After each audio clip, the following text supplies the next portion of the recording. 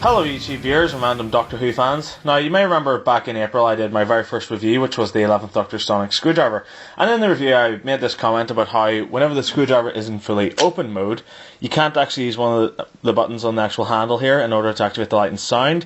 You had to open this little hatch at the back which exposed this red gimmicky button, and you had to push that in order to activate the light and sound, which is rubbish. So since then I've been using another technique where you put your finger into that little gap there where there's a little button and push that, and that activates the light and sound. Now, of course, that's fair enough, but I really wanted this screwdriver to be more like the one in the show and actually have a button there. So I went off and did a little bit of tinkering, and I ended up eventually with this, which is the Sonic Screwdriver 2.0, which looks exactly the same as the one I was just showing you there, but with a couple of subtle differences.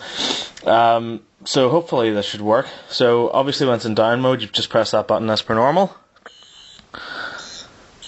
to activate the light and sound, and then when it's flicked open, hopefully, yep, there it is, completely lit up, and that's no trick or anything like that. I'm not pressing like the red button at the back, for example. It's literally just pushing down there, so as you can see, that's it lighting up. And I was able to do this in a very sort of easy, low-tech way. Now, this is the one I was showing you a couple of minutes ago, and I'm just taking it apart here for you guys. As you can see, I experimented like crazy with it.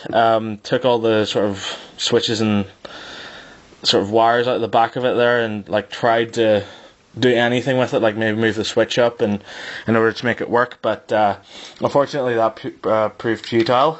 So in the end, what I managed to do was simply cut a hole slightly further down here in the actual handle of the screwdriver, and then into that I put a little bit of cardboard, and over it I put some duct tape, and then over this entire handle I put some leather off an old leather jacket.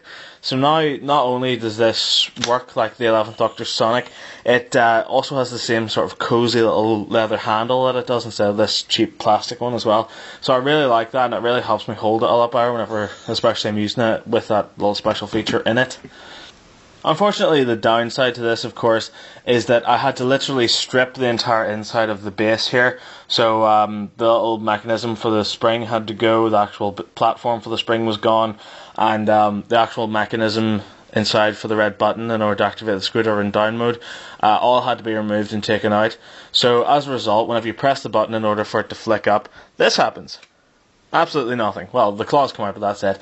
But on closer inspection of the show, like, it doesn't actually spring up. The Doctor has to actually flick his wrist in order for it to come out, and as you can see there, whenever I flick my wrist, the screwdriver functions and opens as normal. And even when you have it like fully open like that, it won't slide back again, despite the fact there's no spring in it.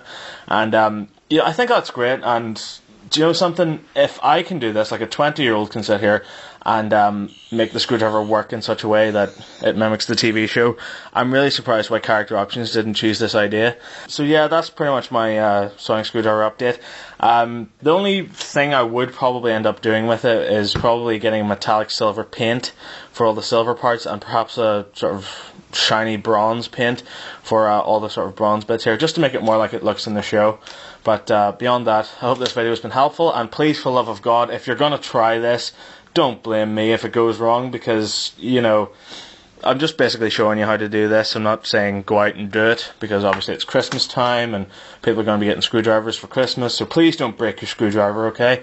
I'm a 20-year-old who's a nut job who likes smashing up toys, so I'm not too disappointed if it went wrong. So whatever you do, if you are going to do it, be careful with it, okay? So thanks very much for watching this video. I hope you enjoyed it. If you did, there's countless more videos online. Thank you very much for watching. Bye bye.